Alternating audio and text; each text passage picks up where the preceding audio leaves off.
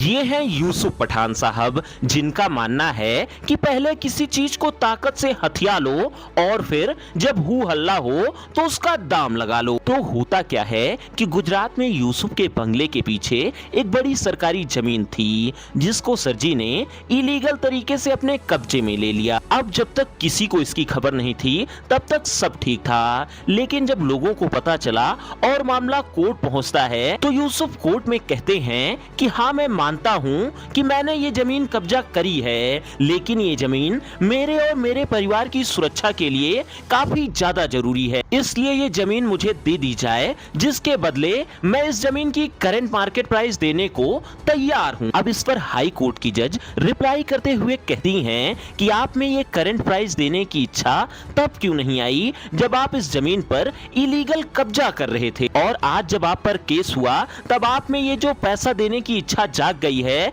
इसका ये मतलब नहीं है कि आपके इलीगल कब्जे को लीगल ठहरा दिया जाए। साथ में कोर्ट ने ये भी ऐड करा कि आप एक प्रतिष्ठित इंटरनेशनल प्लेयर हैं, लॉ मेकर एमपी हैं, अगर आप ही गुंडों की तरह जमीन हथियाएंगे तो आम जनता पर क्या इंपैक्ट पड़ेगा, इसलिए आपको जमीन तो हर हाल में खाली करनी होगी। बाय द वे, यूसुफ का ये केस पिछले साल का है, लेकिन ये फिर से लाइमलाइट में इसलिए आ गया है क्योंकि इस बार इनके ससुर और साले साहब ने गुंडों की तरह ऑन रोड कुछ लोगों को बेसबॉल के बल्ले से पीटते हुए पकड़े गए हैं। बाकी ऐसी हरकतों पर आप क्या सोचते हैं, जरूर बताइएगा।